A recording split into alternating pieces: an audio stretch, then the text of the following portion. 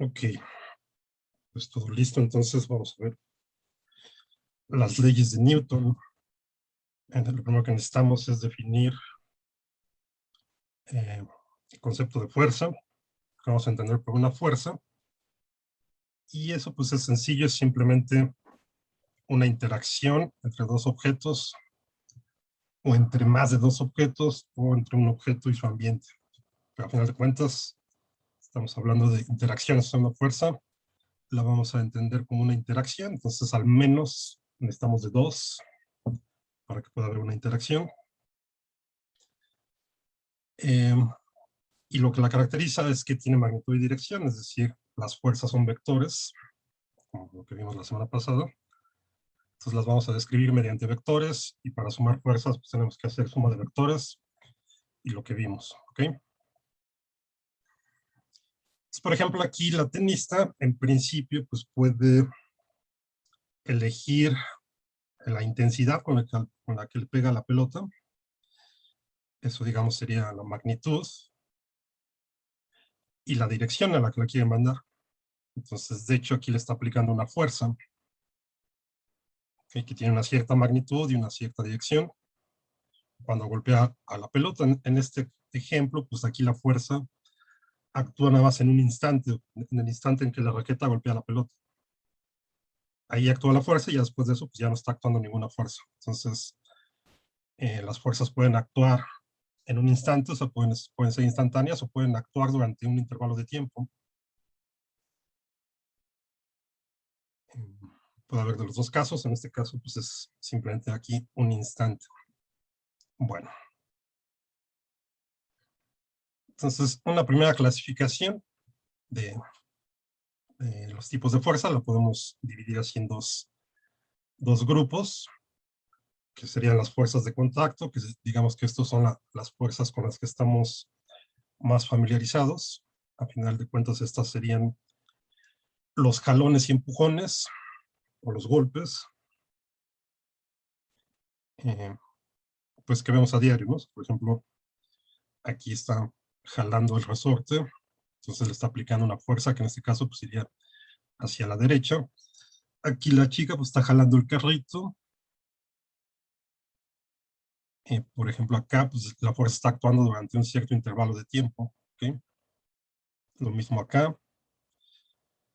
Podemos suponer que, por ejemplo, aquí la chica va jalando el carrito con la misma intensidad y sin cambiar la dirección. Entonces, en este caso tendríamos aquí una fuerza constante que no cambia en el tiempo y que actúa durante un cierto intervalo de tiempo. Lo mismo acá, podemos suponer que le aplicamos el jalón así con la misma intensidad hacia la derecha, entonces tendríamos el caso de una fuerza constante.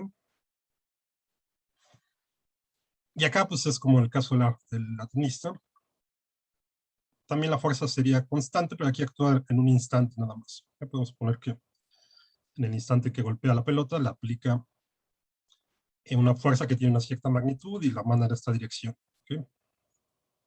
Entonces aquí sería una fuerza instantánea. En todos estos hay contacto entre el sistema que aplica la fuerza y el sistema al que le aplican la fuerza.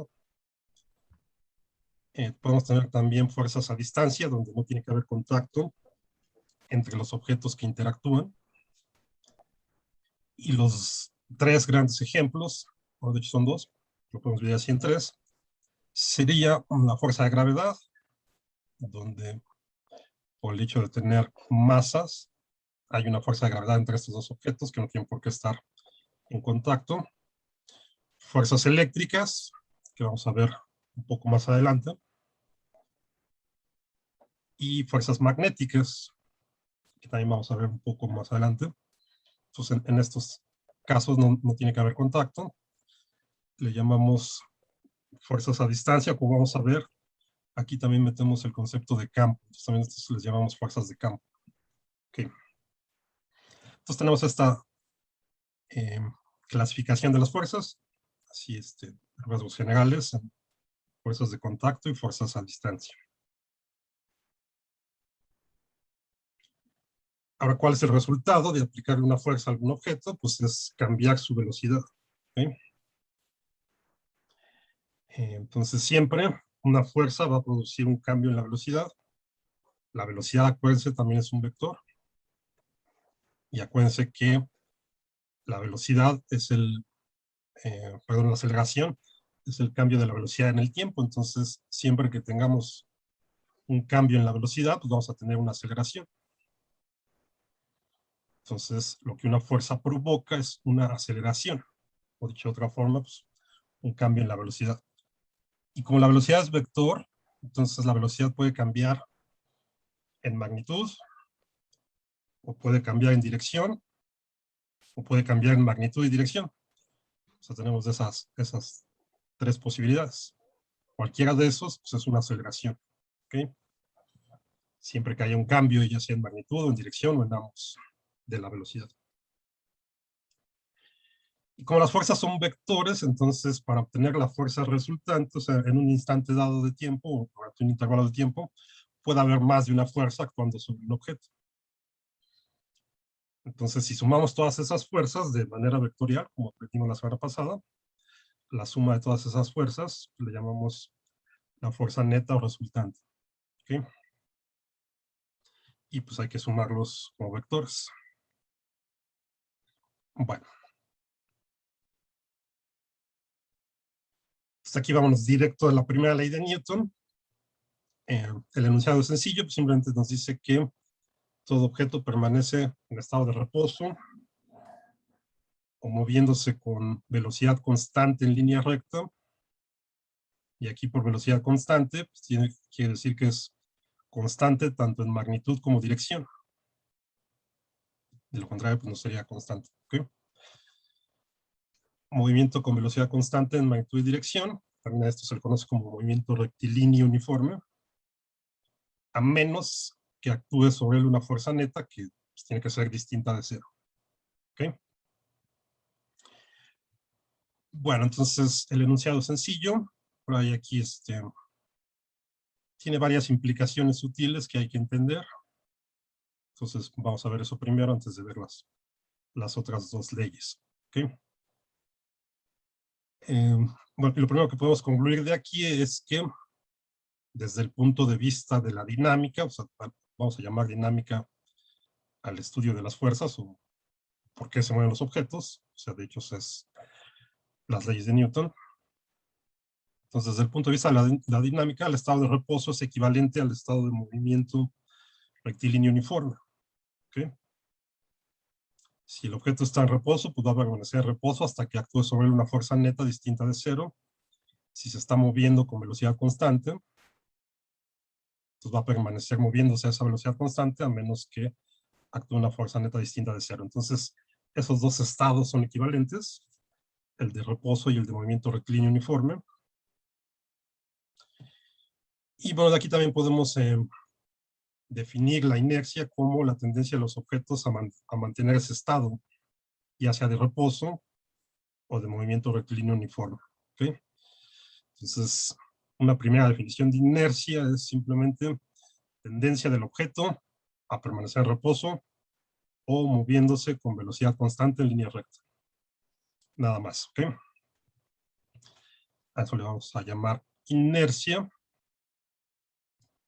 No es la masa, como vamos a ver ahorita, aunque tiene que ver con la masa, pero no es la masa, es simplemente esta tendencia a permanecer en alguno de estos dos estados, si es que no hay una fuerza neta distinta de cero. ¿Okay?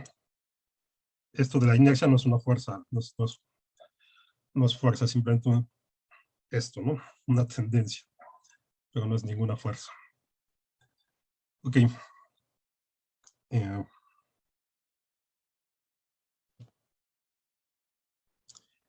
bueno, esto es lo que les decía, entonces, el estado de reposo, pues tenemos velocidad cero y aceleración cero. ¿Okay? Está en reposo, esto también le llamamos equilibrio estático. Y el otro estado equivalente es que se esté moviendo con velocidad constante en magnitud y dirección. En este caso, la aceleración es cero. Si la aceleración es cero, acuérdense, entonces la velocidad es constante. Este sería el caso del movimiento rectilíneo uniforme, y este también a veces se le llama como equilibrio dinámico. ¿Okay? El equilibrio estático es cuando está en reposo. El equilibrio dinámico es cuando está moviendo con velocidad constante en línea recta. Bueno. Entonces, una vez que definimos estas cosas, fíjense qué pasa si vamos a analizar acá este sistema. Este es uno de esos, de los maniquíes, esos que utilizan para hacer pruebas de impacto, de seguridad en los coches. Entonces acá, pues, este cochecito de prueba, pues venía a una cierta velocidad, lo hacen detenerse bruscamente, se choca contra una barrera. Y si suponemos que vamos acá adentro, entonces nos podemos preguntar cuál es la fuerza que empuja al maniquí hacia adelante. ¿Okay? Y como quedamos apenas, la fuerza la definimos como una interacción, ¿no? Para que haya una interacción, tiene que haber al menos dos objetos. Aquí, pues, uno de ellos es el maniquí. ¿Cuál es el otro? ¿Quién lo está empujando? ¿Con quién está interactuando? ¿Okay? Eso visto desde acá, dentro del coche, ¿no? Si lo piensan un poco, pues van a ver que realmente no hay nadie acá dentro, nada ni nadie con el que esté interactuando, ¿no? O sea, aquí choca y pues sale despedido hacia adelante, como si alguien o algo lo hubiera empujado, pero realmente no hay nada, ¿no? ¿Okay? Entonces, ¿de dónde sale esa fuerza? ¿O quién lo está empujando? Es una pregunta que nos vamos a hacer aquí, ¿no? Bueno, vamos a ver qué pasa en este caso, entonces. Fíjense, si lo vemos desde esta perspectiva, piensen que esto es un sistema idealizado. Acá lo estamos viendo del lado izquierdo, lo estamos viendo desde el interior. Es como si estuviéramos en el interior del coche. Y el lado derecho es como si lo estuviéramos viendo desde afuera.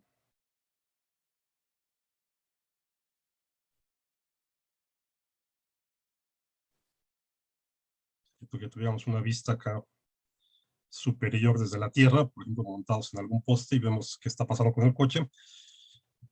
Y lo que tenemos aquí, pues dentro del coche, pensemos que tenemos aquí esta bola de billar o algo parecido, que está aquí en el interior del coche, y suponemos que acá dentro no hay fricción alguna entre la superficie y la bola, o sea, de manera que esta se pueda mover libremente.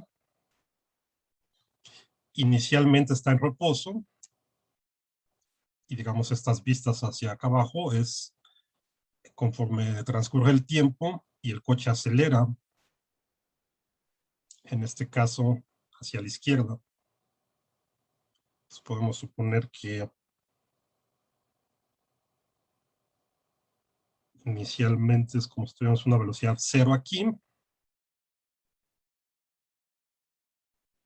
Tomamos distintas fotografías conforme transcurre el tiempo. Acá abajo, entonces tendríamos ya una velocidad distinta de cero para el cochecito, ¿no? Podemos poner aquí que está moviendo a la izquierda.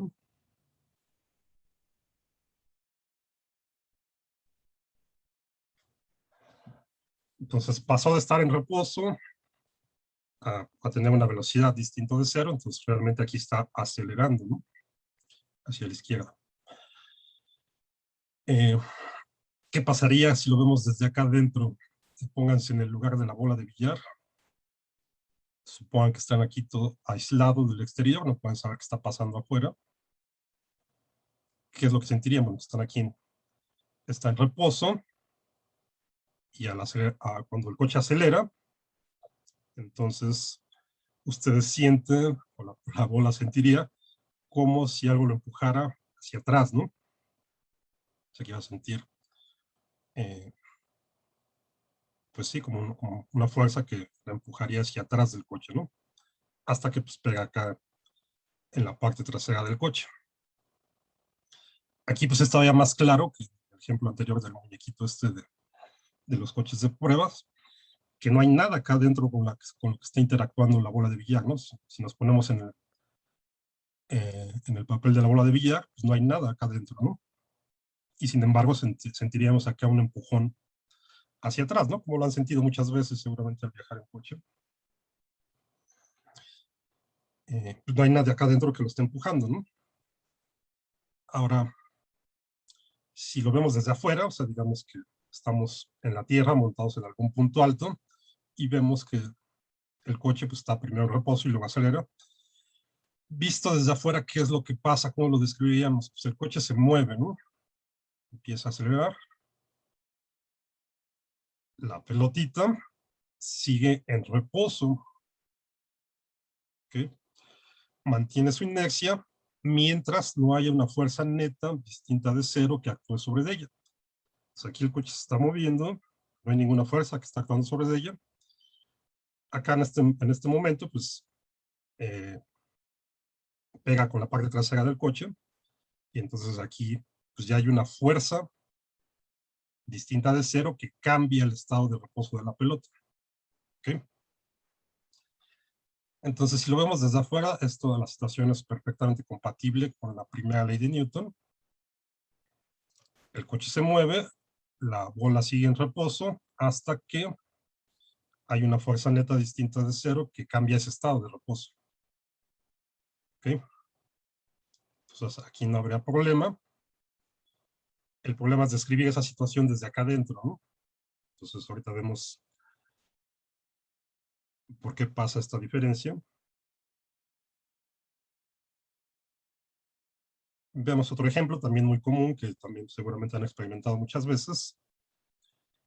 Aquí es algo parecido, o sea, aquí la situación de arriba, vemos el sistema desde el interior. Esto sería en el interior. Y las figuras de abajo es el mismo sistema visto desde el exterior, ¿no? Como si lo estuviéramos viendo desde la Tierra. Y aquí la situación es que el coche toma una curva. ¿Ok? Entonces, en el ejemplo anterior estaba en reposo y luego acelera, ¿no? Aquí se está moviendo a velocidad constante, vamos a suponer que inicialmente se está moviendo a velocidad constante y luego toma una curva. Entonces, al tomar una curva, cambia la dirección de la velocidad, aunque no necesariamente cambie la magnitud. O sea, digamos que se estaba moviendo a 50 kilómetros por hora hacia la derecha,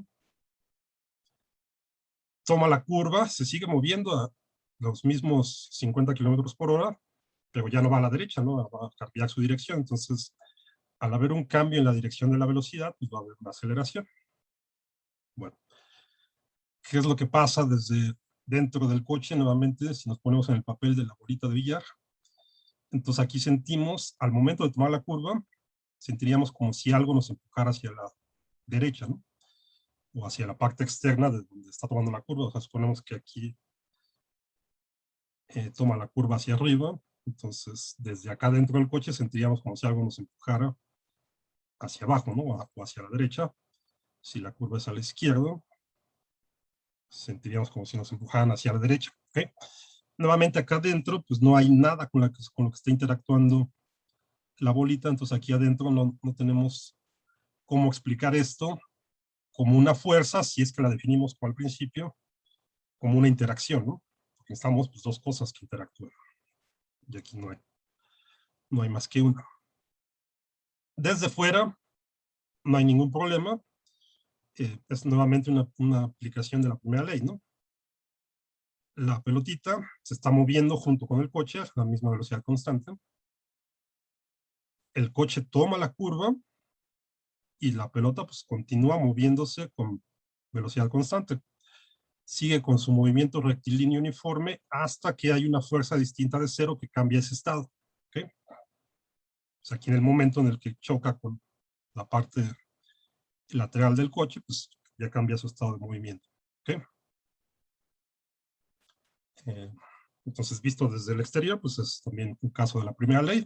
En este caso, esta tenía la inercia de seguir moviéndose a velocidad constante hasta que hay una fuerza distinta de cero que cambia esa inercia. ¿Okay? Y esto acá de la derecha es el mismo caso, también acá lo vemos desde, es la vista desde afuera. aquí en el caso de una persona que vaya en un vagón de un tren, por ejemplo. Entonces, continúa, si inicialmente se estaba moviendo con velocidad constante y toma una curva, la persona continúa moviéndose a velocidad constante hasta que hay una fuerza distinta de cero que cambia ese estado de equilibrio dinámico. ¿Okay? Bueno, entonces, ¿qué es lo que diferencia estos dos casos? Desde acá, en cuanto a la descripción, o sea, la física obviamente es la misma, no importa desde dónde lo describamos, pero aquí lo que tenemos que diferenciar es que si estamos dentro del coche, como está cambiando su velocidad, entonces el sistema está acelerado. ¿Okay? Aquí estaríamos describiendo el movimiento desde un sistema de referencia, o sea, si nos ponemos aquí adentro del coche, el coche sería nuestro sistema de referencia. Estaríamos describiendo el movimiento de la pelotita dentro de un sistema que está acelerando. ¿Okay? Si lo vemos desde afuera, entonces el coche se está moviendo y la pelota junto con él, en este instante, o está en reposo, y luego se mueve junto con el coche. Pero aquí estamos viendo el movimiento desde afuera, desde la Tierra. Entonces podemos suponer que el coche se mueve con respecto a la Tierra, pero nosotros estamos fijos en la Tierra. ¿Okay? La Tierra a su vez se está moviendo en el espacio, está girando alrededor del Sol y está rotando y demás, pero para las dimensiones del fenómeno que estamos estudiando, o sea, por ejemplo, el movimiento de un coche comparado con el movimiento de rotación o de traslación de la Tierra, son velocidades mucho más pequeñas, entonces podemos suponer que la Tierra está quieta, y desde ese sistema que está quieto, estamos viendo el movimiento de este objeto. ¿Okay? Y lo mismo pasa acá, ¿no? Entonces, visto dentro del coche, nuevamente estamos analizando el movimiento dentro de un sistema que está acelerando. Si lo vemos desde afuera, consideramos que la Tierra está quieta, entonces estamos analizando este movimiento de un sistema o de un objeto acelerado, visto desde un sistema que está en reposo, y nuestro objeto se está moviendo con respecto a ese sistema. ¿Ok? Bueno, entonces vamos a distinguir entre esos dos sistemas, ¿no? Uno que está acelerado y uno que no está acelerado. A estos que no están acelerados les vamos a llamar sistemas inerciales. ¿Ok? Y los vamos a definir como aquellos sistemas donde se cumple la primera ley de Newton. Entonces, esto parece una definición un poco circular, pero tiene sentido, ¿no? O sea, supongamos que no supiéramos nada del sistema donde estamos. Si estamos acá adentro, vemos que no se cumple la primera ley de Newton, porque esto siente una fuerza que lo empuja hacia acá, sin que haya aquí una interacción, ¿no? Entonces, nada más de ver eso, podríamos concluir que no estamos en un sistema inercial, no se está cumpliendo la primera ley. Si lo vemos desde afuera, entonces entendemos perfectamente que la pelotita sigue moviéndose a velocidad constante hasta que hay una fuerza que cambia ese estado. Entonces, si lo vemos desde afuera, vemos que se cumple la primera ley, entonces podemos concluir que estamos observando esto desde un sistema de referencia que es inercial, ¿okay? Que en este caso sería la Tierra, ¿no?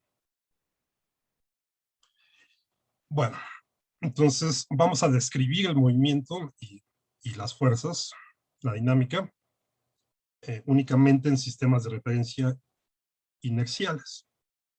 ¿Okay? Lo podemos hacer también a partir de sistemas de referencia que no son inerciales, pero entonces tenemos que meter acá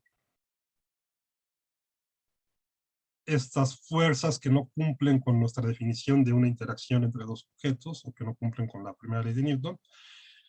A esto también se les llama, se les conoce a veces como fuerzas ficticias. que es un nombre un poco desafortunado.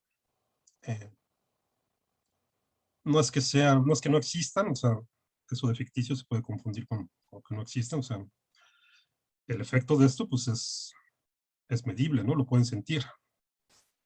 Sí, sí existe, ¿no? Tan existe que hasta pueden ser peligrosas, ¿no? Pueden causar daño en el ser humano, ¿no? Lo que pasa es que estamos viendo el movimiento desde un sistema de referencia que no es inercial. Lo que pasa, entonces habría que meter esas fuerzas extras que no cumplían con la primera ley de Newton, pero se puede hacer la descripción del fenómeno. Para quitarnos todo este problema, que no lo estamos de momento, son cosas más avanzadas, pues simplemente nos restringimos a analizar movimientos desde sistemas que son inerciales, y aquí ya no hay ningún problema de que tengamos que meter fuerzas ficticias. Se cumple la primera ley de Newton. ¿Okay? Entonces siempre vamos a suponer que estamos en un sistema de referencia inercial. ¿Okay? Podemos pasar de un sistema de referencia inercial a otro, y la descripción del movimiento, la física, sigue siendo la misma. ¿Okay? No cambia por el hecho de cambiar de sistema de referencia. Entonces, nada más para ver así rápido cómo estarían relacionados dos sistemas de referencia inerciales, podemos poner este caso sencillo. Supongamos que este sistema S es el sistema de la Tierra, o a veces también se le conoce como el sistema de laboratorio. Y desde aquí estamos viendo un objeto que se mueve a velocidad constante con respecto a este sistema, que sería este sistema S', ¿no? O sea, podemos entenderlo así. Por ejemplo, supongamos que estamos parados en un punto de una carretera recta, y pasa un automóvil. Justo en el momento que pasa enfrente de nosotros, echamos a andar nuestro cronómetro. Entonces, el sistema del automóvil sería el sistema S'. Suponemos que está moviendo con velocidad constante. Entonces, pasa enfrente de nosotros, al tiempo cero coinciden O y O'. ¿Sí? El automóvil se sigue moviendo, nosotros seguimos acá quietos en la Tierra, viendo cómo se mueve. Entonces, después de un cierto tiempo, un tiempo t, el origen de los dos sistemas de referencia pues van a estar separados una distancia b por t. Aquí esta b sería nada más la magnitud de la velocidad, ¿no? Sería la rapidez. Pues se está moviendo con magnitud constante y hacia la derecha. Entonces, después de un tiempo t, pues recorrió una distancia b por t con respecto al tiempo cero cuando coincidían los orígenes. ¿Okay? Entonces, digamos que queremos ver la posición de un objeto cualquiera, o sea, este sería un coche que está moviendo. Piensen, por ejemplo, una mosca que se está moviendo dentro del coche. Ahí está. En un instante de tiempo, si pudieran tomarle una fotografía, esto pues va a tener una posición,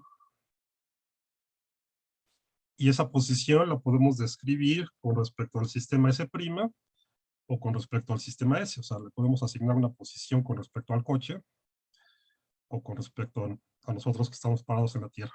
¿Okay?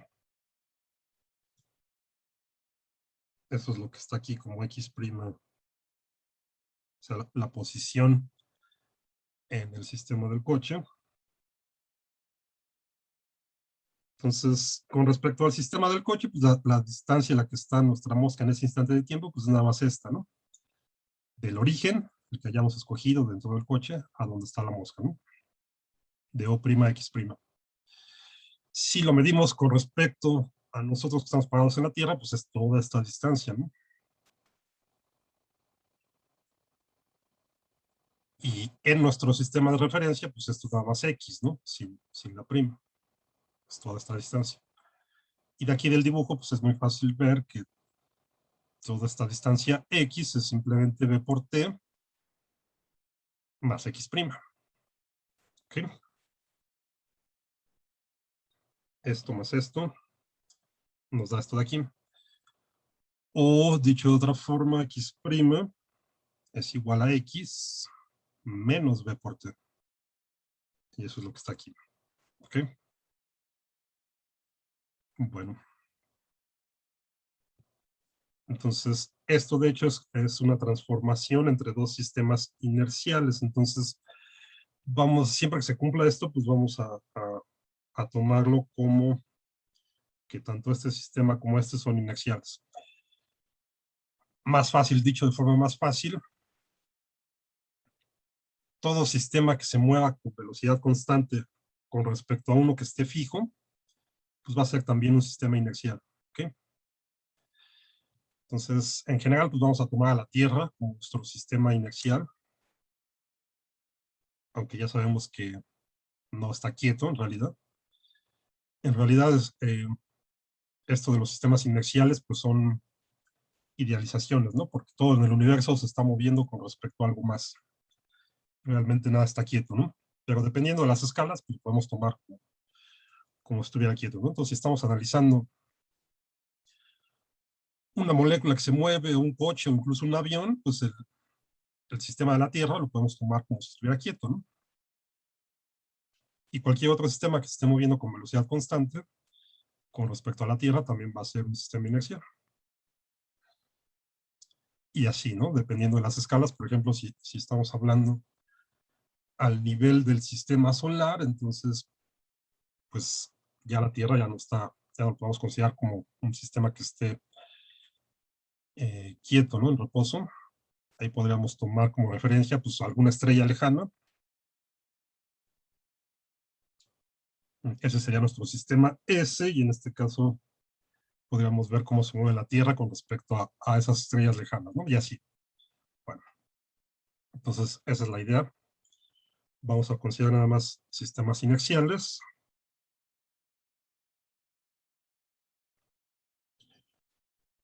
Y como les decía, esto no quiere decir que no podemos analizar movimientos con la aceleración.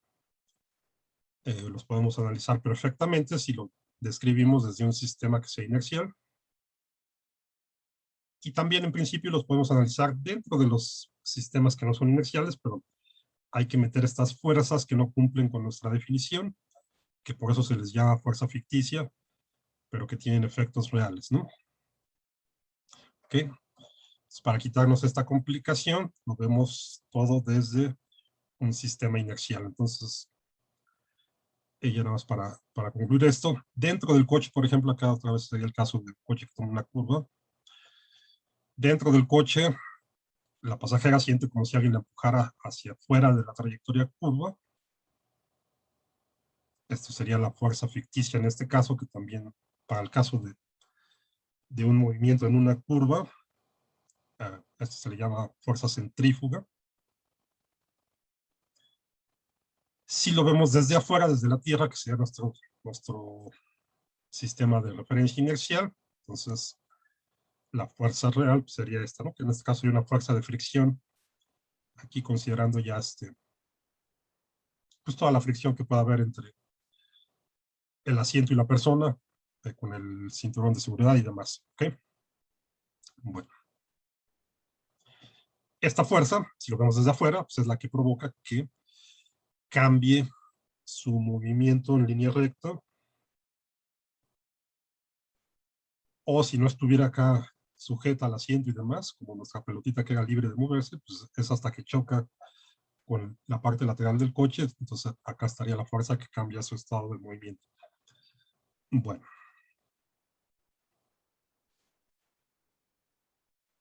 Esto de aquí, bueno, esto es lo mismo que lo que les acabo de explicar.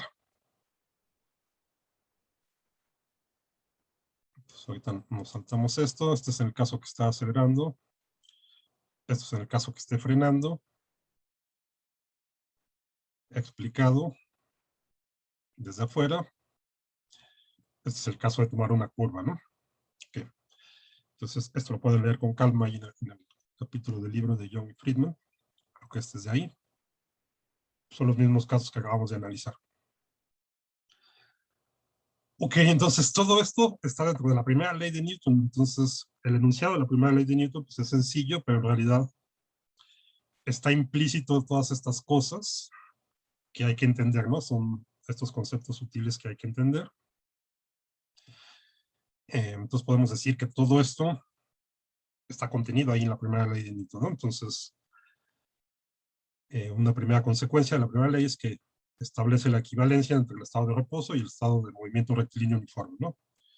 Como vimos al principio.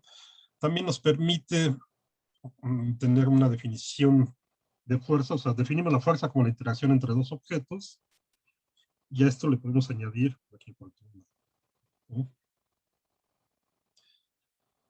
Le podemos añadir o podemos ampliar esa definición como eh, que una fuerza pues es también la causante de que un objeto cambie su estado de movimiento, ¿no?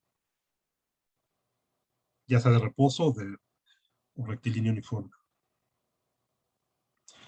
Implícito también en la primera ley está la definición de esto que llamamos el marco de referencia inercial, que son aquellos donde se cumple la primera ley.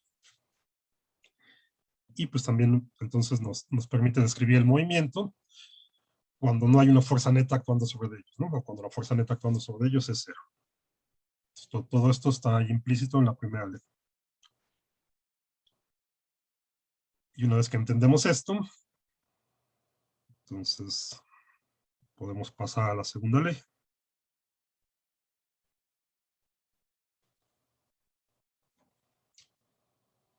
Ok. La segunda ley entonces nos dice simplemente que ya creemos que la fuerza produce un cambio en la velocidad. Entonces, eh, la aceleración de un objeto es directamente proporcional a la fuerza neta que está actuando sobre él e inversamente proporcional a su masa. O, como todo mundo lo conoce, esto lo podemos escribir así, ¿no?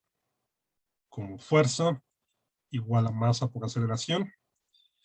Y aquí lo importante es que la fuerza que aparece aquí en la segunda ley es ya la fuerza resultante o la fuerza neta. Pues como les había dicho, en un instante dado de tiempo puede haber más de una fuerza actuando sobre el objeto. Sumamos todas las fuerzas, tenemos la fuerza neta, y eso es lo que entra aquí, esa es la aceleración que estamos considerando aquí. Entonces esa fuerza neta, actuando sobre un objeto de masa m, pues le va a producir una aceleración a. Y ya, esa es la segunda ley, muy sencillo.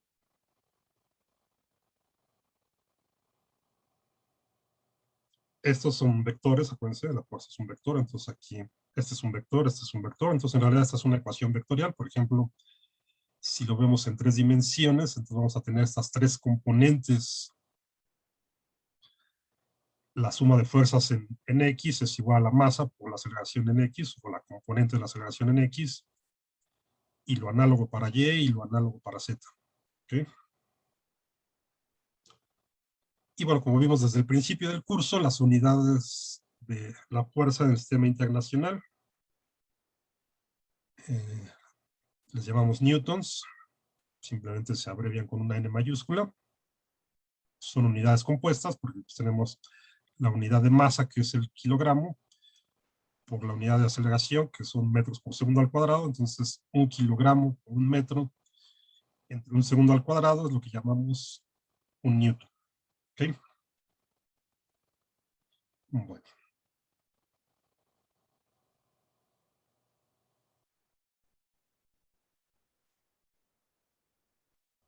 Fíjense aquí, supongamos que tenemos la misma fuerza que está actuando sobre dos objetos de masas distintas, M1 y M2. Entonces, pues va a producir dos aceleraciones distintas, ¿no? La fuerza es la misma, representada aquí con esta flecha roja. Suponemos que esta ya es la fuerza neta. La fuerza es la misma, las masas son distintas, entonces van a producir dos aceleraciones distintas. Por ejemplo, este M1 que es menor que M2, entonces le va a producir una aceleración A1 que es mayor que la aceleración 2. ¿Okay? Bueno, como la fuerza es la misma, entonces podemos igualar los resultados. Acuérdense, fuerza es igual a masa por aceleración. Entonces, m1 por a1 es igual a m2 por a2. Si nos fijamos nada más en la magnitud, o sea, tomamos aquí la magnitud del vector aceleración en los dos casos. Para poderlos dividir, hacemos esta división. La masa 2 la pasamos dividiendo acá, y la magnitud de A1 la pasamos dividiendo acá. Y luego de aquí pues, simplemente despejamos la masa 1, entonces la masa 2 la pasamos multiplicando acá, nos queda así. Esto nos sirve, por ejemplo, para determinar masas que no conozcamos, si es que conocemos la masa 2, la aceleración 2, y medimos la aceleración que le produce a esta masa que no conozcamos. ¿Okay? Aquí simplemente este subíndice 1 lo cambié por X para indicar que esta es una masa que desconocemos. Aquí esta X no quiere decir que estemos necesariamente en el eje X, es simplemente para indicar una incógnita. Entonces, si conocemos esta y esta, medimos la aceleración que esa misma fuerza le produce a nuestra masa que desconocemos, ponemos aquí la aceleración, y pues esta ecuación nos da el valor de la masa que no conocemos. Esto parece bastante complicado, pero en realidad así es como funciona una báscula común de resortes, ¿no? Una báscula común o una báscula de baño. Ahí la fuerza que está actuando es la de la gravedad, y comprime los resortes ahí de la báscula. Según lo que comprima, pues está graduado para que calcule esto y nos arroje la masa. ¿Okay? Ahorita vemos entonces en unos minutos esa diferencia entre masa y peso. ¿Okay? Pero digamos que esto es como funciona una báscula común y corriente, o una báscula de resortes común y corriente. ¿Okay? Bueno.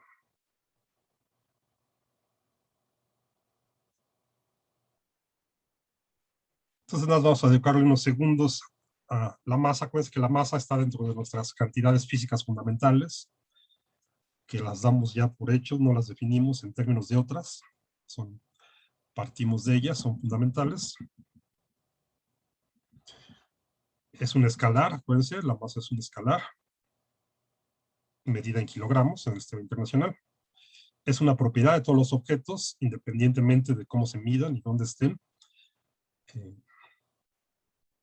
Los objetos tienen masa, ¿no? También hay partículas de masa cero, pero esto pues, es también una propiedad intrínseca, ¿no? Incluso si su masa es cero.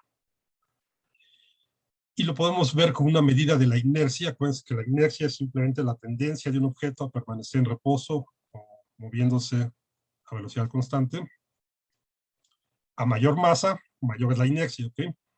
Pero no es exactamente masa igual a inercia, ¿ok? Simplemente por eso le ponemos que es una medida de la inercia, ¿no? Porque a mayor masa, mayor inercia, menor masa, menor inercia y así. Pero no son iguales. Las masas pues, las sumamos aritméticamente. O sea, por ejemplo, aquí tenemos nuestros dos objetos de masa M1 más M2. Si sobre ellos actúa la fuerza que ya teníamos ahí, pues esto va a producir otra aceleración. Donde aquí podemos tomar esta masa simplemente como la suma de las masas que están ahí. M1 más M2.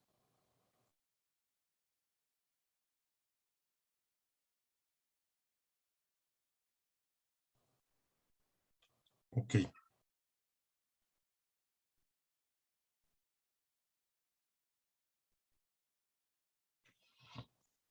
Bueno, entonces vamos a ver cuál es la diferencia entre masa y peso.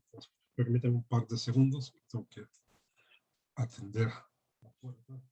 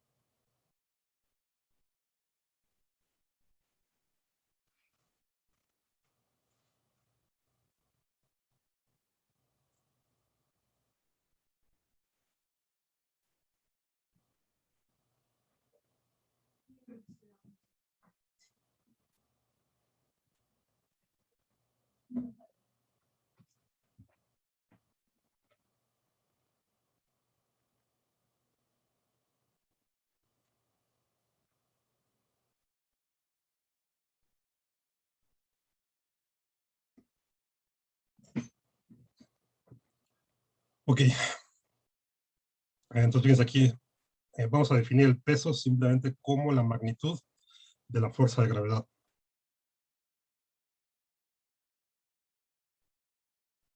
Entonces, es muy sencillo. La fuerza de gravedad pues, es simplemente la masa. Por ejemplo, esta G pues, es la aceleración con que la Tierra atrae a este objeto de masa M. Esto cambia pues, dependiendo de dónde estemos, ¿no? Si estamos en la Luna, pues este valor de G es menor. Si estamos en Júpiter, este valor de G es mayor. Entonces, esto depende del planeta, digamos. En todos esos casos, la fuerza de gravedad pues, siempre va a ir dirigida hacia el centro del planeta en el que estemos. Nos fijamos nada más en su pura magnitud, que va a ser mg, y a eso le llamamos el peso. ¿Okay? Entonces, peso y masa están relacionados, pero no son la misma cosa. Entonces, aquí se ve bien con este ejemplo. Sí.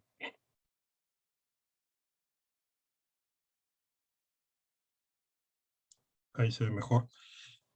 Supongamos que tenemos aquí un astronauta con todo su equipo, tiene una masa de 120 kilogramos.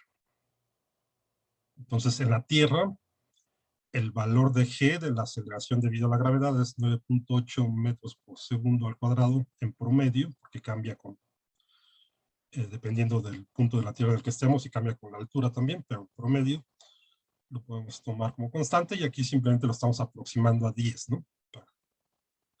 Solamente para hacer más fácil el cálculo. Entonces, este sería el valor de G en la Tierra. 9.8 metros por segundo al cuadrado por 120. Si G lo aproximamos a 10, entonces mg es el peso.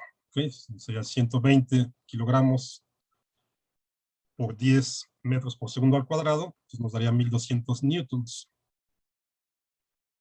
Entonces, en la Tierra, nuestro astronauta pues, tiene una masa de 120 kilogramos y un peso de 1200 newtons. Si ahora lo mandamos a la Luna, la masa es la misma. Pues que la masa es la propiedad intrínseca de los objetos. Esto no cambia si nos movemos de un sistema a otro, de un planeta a otro.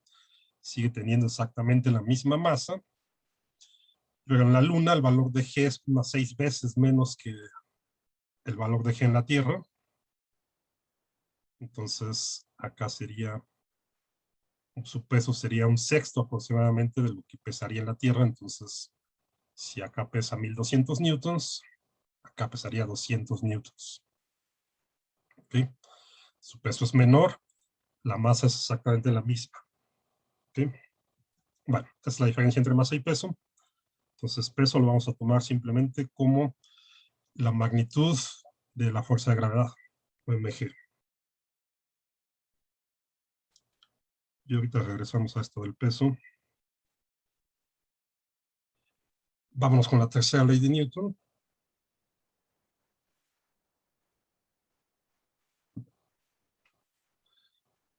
Entonces ya quedamos que de nuestra primera definición de fuerza son interacciones entre dos objetos. Entonces pues, necesitamos al menos dos, ¿no? Es decir, no tenemos fuerzas aisladas. Siempre se presentan en pares porque pues, tenemos una interacción de al menos dos objetos. Entonces, por ejemplo, aquí el martillo le está pegando al clavo. Podemos verlo eso también como si el clavo le pegara al martillo, ¿no? Dicho de otra forma, la interacción que impulsa al clavo hacia adentro es la misma que detiene el martillo.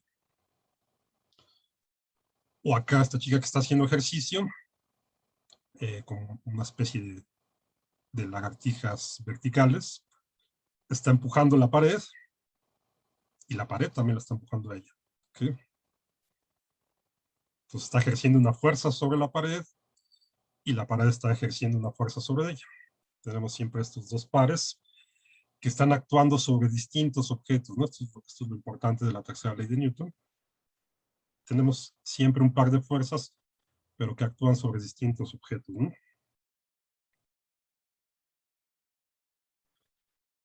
Ese par de fuerzas pues, se conoce como par de acción-reacción y realmente no importa cuál le llamamos la acción y a cuál la reacción. El punto es que actúan sobre objetos distintos y también a veces lo podemos denotar con esta notación de estos subíndices para indicar simplemente que esta sería la fuerza que el objeto 1 ejerce sobre el 2. Si a esto le llamamos acción, entonces el objeto 2 va a ejercer una fuerza sobre el objeto 1, que sería la reacción, que va a tener la misma magnitud, pero dirección opuesta, o sentido opuesto. Entonces lo podemos escribir así. Y eso es lo que nos dice la tercera ley de Newton. ¿Ok? Simplemente. La fuerza del objeto 1 sobre el 2 es menos la fuerza del objeto 2 sobre el 1. Por ejemplo, si consideramos una de estas fuerzas a distancia, como la de la gravedad, una fuerza eléctrica, aquí tenemos el objeto 1 y el objeto 2. El objeto 1 va a ejercer una fuerza sobre el objeto 2, que sería esta. O sea, este siente que lo jalan hacia acá, debido al objeto 1, esta sería la fuerza del objeto 1 sobre el objeto 2. Y el objeto 1 va a sentir una fuerza, siente que lo jalan hacia acá, ejercida por el objeto 2. Esta sería la fuerza del 2 sobre el 1. Esta y esta tienen la misma magnitud, pero obviamente están en dirección opuesta. ¿Ok? Estas no las sumamos porque no están actuando sobre el mismo objeto. O sea, no podemos cancelar estas dos fuerzas. Las fuerzas de acción y reacción nunca se cancelan, ¿no? O sea, sobre el objeto 2 únicamente está actuando esta fuerza. Sobre el objeto 1 únicamente está actuando esta fuerza. ¿Ok? Entonces, no la sumamos. Esta es la fuerza neta para el 2, esta es la fuerza neta para el 1. ¿Ok? Pues acuérdense de eso.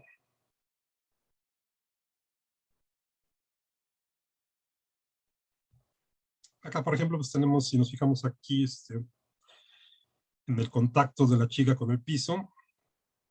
Entonces, podemos pensar en esta fuerza, esta que va hacia la izquierda. La fuerza ejercida de la persona sobre el piso, y esta que va a la derecha, la fuerza ejercida por el piso sobre la persona. Esto es como el caso de la otra chica que estaba empujando la pared. Aquí es como si estuviéramos empujando el piso, ¿no? Y de hecho aquí lo que está actuando sería la fuerza de fricción entre la persona y el piso, que a final de cuentas es lo que nos permite caminar.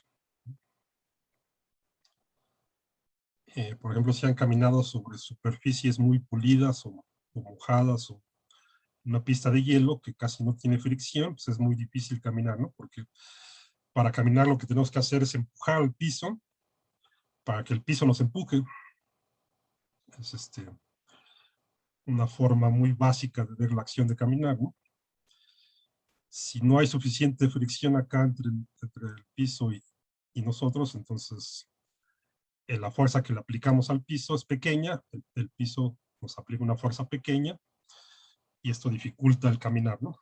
Bueno, más adelante vamos a ver un poco más de estas fuerzas de fricción, pero aquí entonces, esta sería otro par de acción-reacción, ¿no?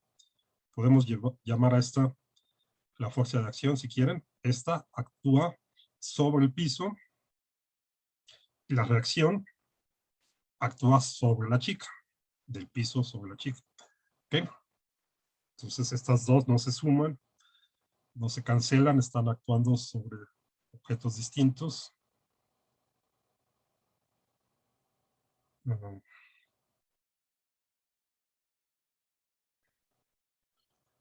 Veamos este otro ejemplo donde vamos a definir esta fuerza importante, que es la fuerza normal. La fuerza normal, a esto le vamos a llamar bueno, a esta de acá. Déjenme ponerlo acá.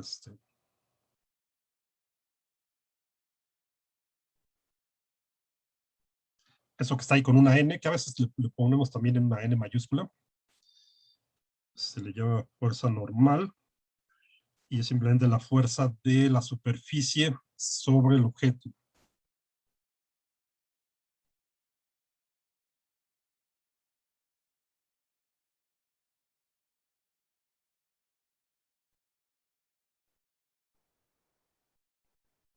Entonces vamos a ponerle todo eso. Bueno, primero hay que ver cuál es la situación. Tenemos aquí, por ejemplo, una computadora, un monitor, apoyado sobre una mesa y está en reposo. Está quieto, ¿no? Velocidad cero, aceleración cero. Está en equilibrio estático. De acuerdo a la primera ley de Newton, no hay una fuerza actuando sobre, o la suma de fuerzas actuando sobre nuestro monitor debe ser cero, ¿no? ¿Ok? Ahora, ¿cuáles serían las fuerzas actuando sobre nuestro monitor? Uno, pues es la fuerza de gravedad, que está acá ejemplificada con esta flecha. Esta F sub G es la fuerza de gravedad con la que la Tierra atrae al monitor.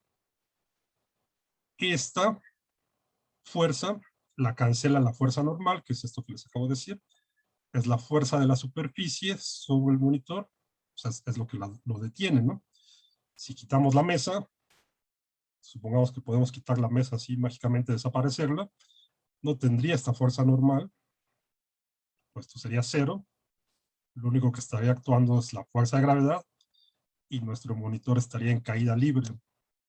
Si únicamente está actuando la fuerza de gravedad, a eso le llamamos caída libre. ¿Ok? Bueno.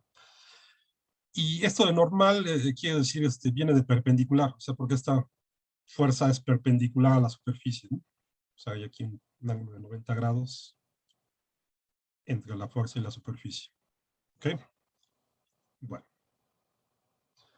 Estas dos fuerzas, la normal y la de gravedad, son las fuerzas que están actuando sobre nuestro monitor. Entonces, si aislamos, si nuestro sistema es el monitor, lo vemos así. Estas son las únicas fuerzas que están actuando, ¿no?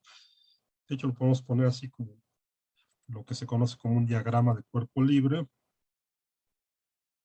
donde dibujamos un sistema de coordenadas. Aquí, de hecho, pues basta con el eje Y. Ponemos el objeto que estamos analizando en el origen, como un punto nada más. O sea, este sería nuestro monitor. Y dibujamos las fuerzas que están actuando sobre él. Entonces, en este caso,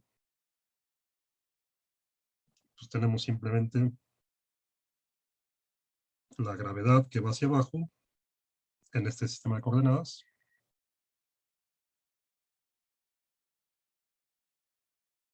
Y la fuerza normal de la superficie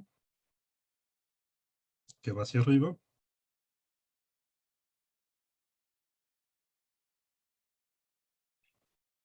Si nuestro monitor está quieto, pues quiere decir que la suma de fuerzas tiene que ser cero, ¿no? Aquí en el eje Y.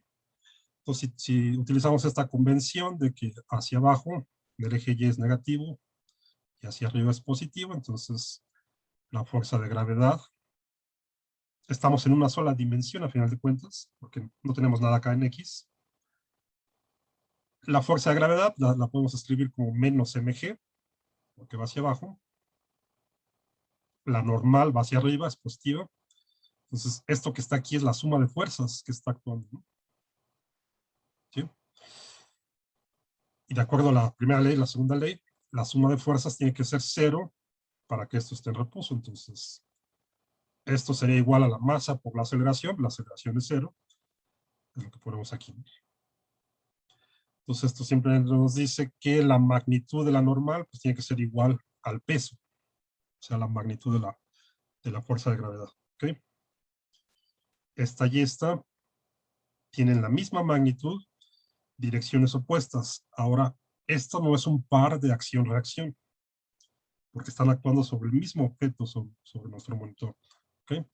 Aquí simplemente es el caso de que este está en equilibrio, entonces la suma de fuerzas es cero. ¿Okay? Para cada una de estas, pues va a haber su correspondiente par de reacción, de acuerdo a la tercera ley, que son las que están acá, ¿no? Entonces, la reacción a la normal sería esta. O sea, la normal es la fuerza con la que la superficie empuja al monitor. La fuerza de reacción a esta sería esta, la fuerza con la que el monitor empuja la mesa. ¿Okay? Esta que está aquí como N', entonces esta está actuando sobre la mesa, ya no está actuando sobre el monitor. La fuerza de gravedad es la fuerza con la que la Tierra jala el monitor. Y aparte, pues va a haber una fuerza de gravedad, una fuerza de reacción a esta, que va a ser la fuerza con la que el monitor jala la Tierra. ¿Okay? Entonces la Tierra jala el monitor y el monitor jala la Tierra. Esta de acá pues, ya está actuando sobre la Tierra, no está actuando sobre el monitor. Entonces, esta y esta sí es un par de acción-reacción. La normal actúa sobre el monitor. Esta N' actúa sobre la mesa. Esta y esta de acá también son un par de acción-reacción. La Tierra jala el monitor y el monitor jala la Tierra. ¿Ok? Y ya, bueno. Entonces, en realidad, si están en caída libre, o sea, algo que esté cayendo a una cierta altura sobre la superficie de la Tierra,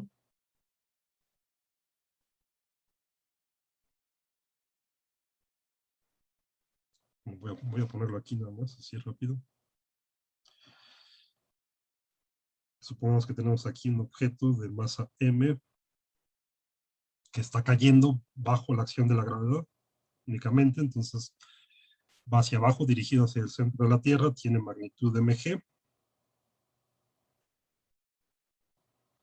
La Tierra pues jala a este objeto de masa m con esta fuerza de gravedad, le produce esta aceleración g, y la reacción a esta va a ser que este objeto de masa m jala la Tierra con una fuerza que iría para acá, que tiene la misma magnitud pero dirección opuesta, ¿ok? Entonces, en realidad también la Tierra se estaría acelerando, pero como la diferencia de masas es brutal, o sea, la masa de la Tierra es mucho más grande que la masa de nuestra cosa que está aquí cayendo, entonces la aceleración que le produce acá es prácticamente cero, ¿no? Es despreciable comparada con esta, ¿sí? Pero estrictamente hablando, este objeto también está jalando a la Tierra, ¿no? ¿Okay? Bueno, esta sería la reacción a esta. Ok. Ya casi acabamos. Vamos a ver esto que también es importante, que es lo que conocemos como el peso aparente, o sea, justo la normal, la fuerza de la superficie, que la superficie ejerce sobre nosotros, eso es lo que llamamos el peso aparente, es lo que nos permite sentir nuestro propio peso. ¿Okay? Entonces, por ejemplo, piensen acá en este caso de esta chica que está en un elevador que está en reposo. Acá está esto en velocidad igual a 0.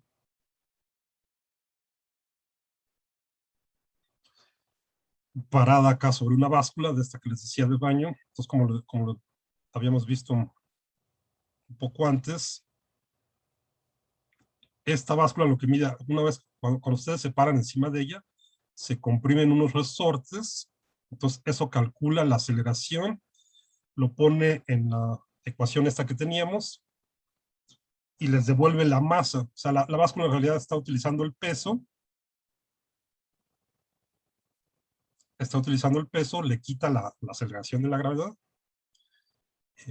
y de acuerdo a lo que se comprimen los resortes, y acá ustedes leen la masa, ¿no? ¿Okay?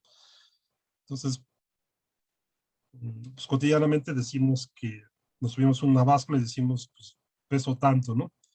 En realidad lo que está, o sea, sí está midiendo el peso, pero lo que está devolviendo es la masa, ¿no? Bueno, acuérdense de eso nada más. Entonces, supongamos en este caso aquí, el elevador está en reposo, entonces aquí va a marcar su peso normal, o sea, su masa, corriente, ¿ok? De acuerdo a la fuerza normal aquí, ¿no? Ahora fíjense qué pasa si justo en el elevador acelera hacia arriba, o sea, supongamos que acá está en reposo, luego sube, acá hay un instante en el que el elevador acelera, ¿no? Ya después se puede mover a velocidad constante, pero para cambiar acá de su estado de reposo, pues tiene que haber una aceleración, ¿no? Lo jala el cable. ¿Qué marca aquí la báscula? La báscula va a marcar el valor de la fuerza normal, ¿okay? En este caso de la superficie sobre la persona. Entonces, ¿qué pasaría aquí? Fíjense. Simplemente sumamos las fuerzas.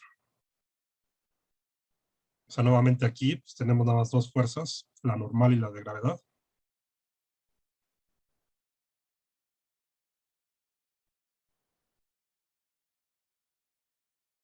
Que va hacia arriba la normal y la de gravedad va hacia abajo. Estas pues no se equilibran porque pues, esto está subiendo, ¿no? En el instante en el que sube, hay una aceleración hacia arriba, entonces la suma de estas dos nos tiene que dar, tiene que ser igual a la masa de la chica por la aceleración. Entonces aquí está la suma como vectores, como estamos en una dimensión, entonces la normal va para arriba, la tomamos como positiva, la fuerza de gravedad va hacia abajo, lo tomamos como negativo, entonces tendríamos la normal menos la fuerza de gravedad, que es el peso, la magnitud de la fuerza de gravedad. La normal menos mg tiene que ser igual a la masa por la aceleración. Acá está la aceleración, pues va hacia arriba, esa flechita que está ahí. Entonces es positiva. ¿Okay? Esto es simplemente de sumar las fuerzas. Despejamos de aquí la fuerza normal, entonces simplemente este mg pasa acá sumando, factorizamos la masa y nos quedaría así. Entonces aquí la situación en reposo, lo que marca aquí la báscula sería simplemente mg, ¿no? El peso normal, bueno. La báscula nada más les da la lectura de m y ya les quita la g, pero lo que está midiendo a final de cuentas es el peso, ¿sí? Entonces aquí marcaría mg.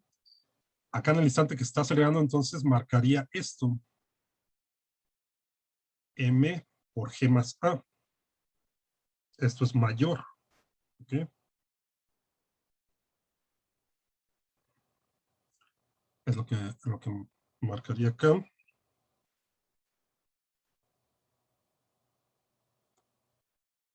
Y luego fíjense qué pasa si ahora vamos para abajo de la situación de reposo. Ahora baja el elevador. La suma de fuerzas es la misma. O sea, acá siguen actuando las mismas fuerzas, la normal para arriba, la de gravedad para abajo.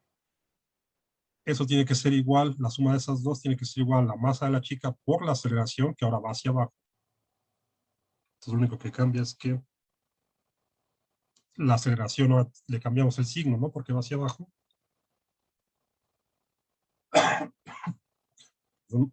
Entonces acá simplemente sería este caso de aquí. La normal pues sigue yendo hacia arriba. La de grado va hacia abajo, le ponemos un menos. Esta es la suma de fuerzas. Esto tiene que ser igual a menos la masa por la aceleración. El menos es simplemente de que ahora vamos para abajo. Igual despejamos la n, la normal. mg pasa acá sumando. Factorizamos la masa y ahora nos queda así. Entonces el peso que sentiríamos aquí es menor. G menos A. Entonces, si el elevador está en reposo, la báscula pues, va a marcar su peso normal. En el instante en el que acelera, va a marcar un valor mayor. De hecho, pues, la báscula les va a marcar como si tuvieran una masa mayor. No es que su masa cambie, sino lo que está marcando es esto, el peso mayor. Y si el elevador acelera hacia abajo, entonces en ese instante la báscula les va a marcar un peso menor. Nuevamente aquí lo que marcarían es como si tuvieran menor masa. No es que su masa está cambiando, sino que tenemos un peso menor. ¿Sí? Entonces, eso es lo que llamamos el peso aparente, producido por la fuerza normal. Esto lo pueden hacer en algún momento, por ejemplo, ahí en la UAM, en los elevadores de la UAM. llévense unas básculas de estas de baño y vean que mide justo en el momento que sube y justo en el momento que baja. ¿Ok? Pueden comprobar esto. ¿Qué pasa si no sentimos la fuerza normal? Entonces sería este otro caso algo dramático aquí. Si se rompe el cable, entonces ahora el elevador está en caída libre. Aquí lo único que está actuando es la fuerza de gravedad.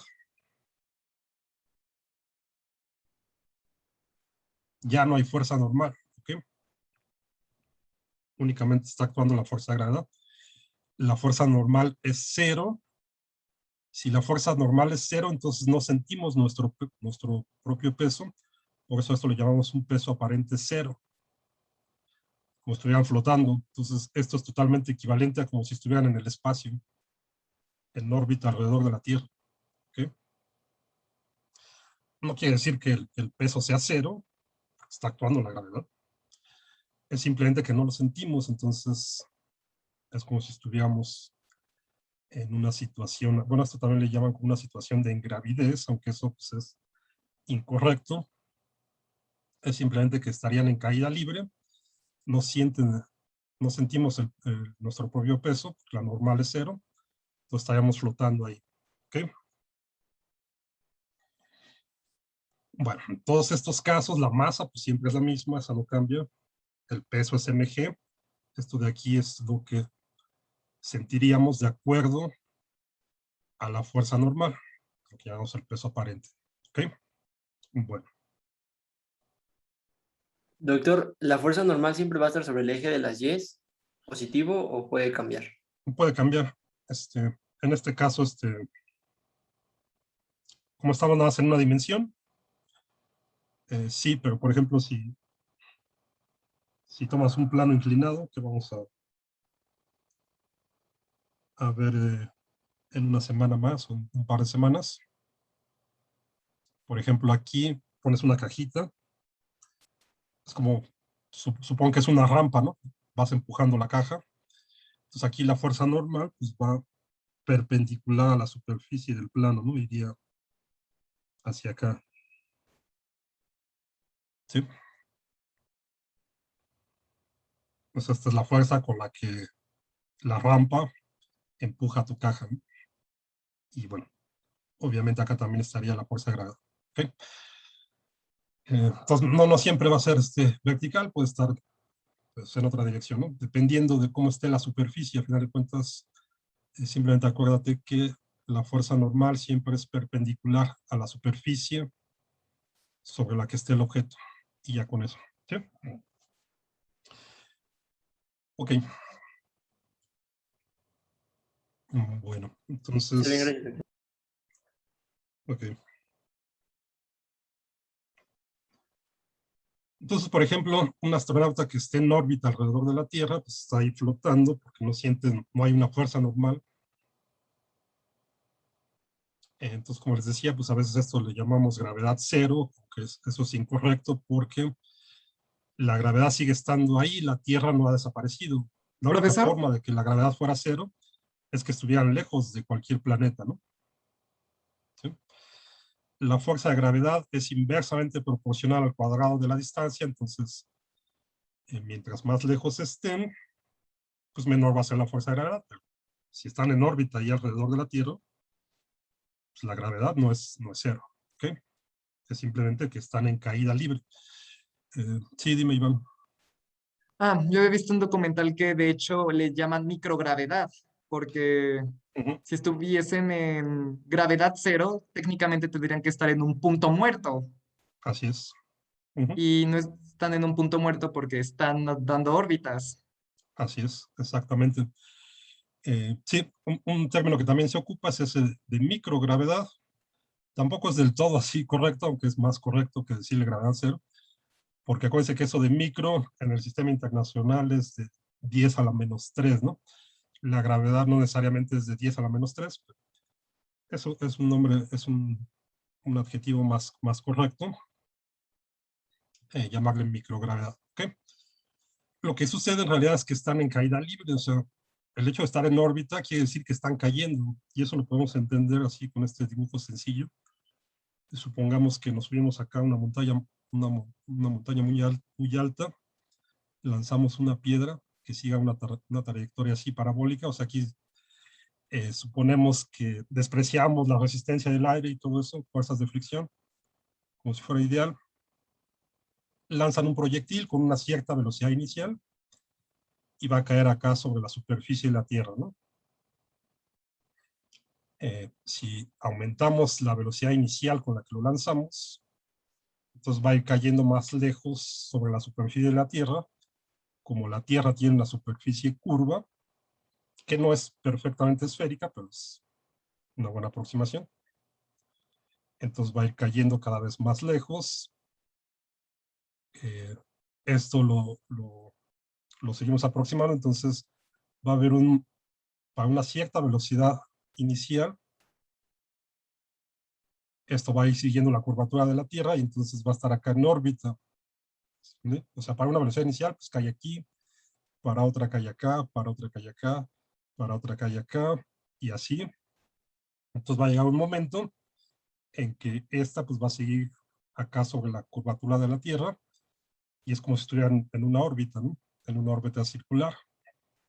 Los satélites de comunicaciones, pues por lo general están en órbitas que son aproximadamente circulares, eso se llama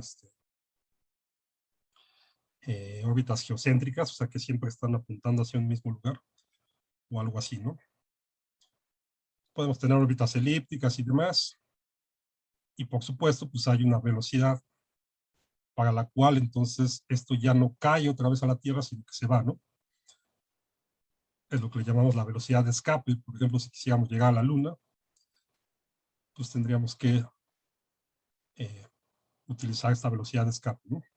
Si nada más queremos poner un satélite en órbita, pues basta acá con otra velocidad. El punto es que el hecho de estar orbitando alrededor de la Tierra, en realidad están en caída libre. Lo único que está actuando es la gravedad. No es la misma G de 9.8 metros por segundo al cuadrado, porque ese valor disminuye con la altura, pero sigue estando actuando ahí el peso. ¿Ok? Entonces están en caída libre y por eso flotan. Bueno.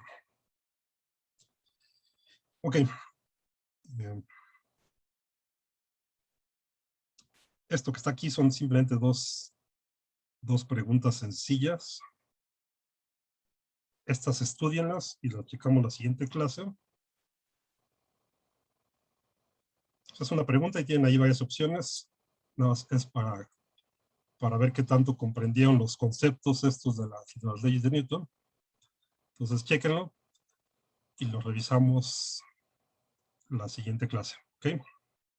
Bueno, entonces vamos a detenerlo aquí.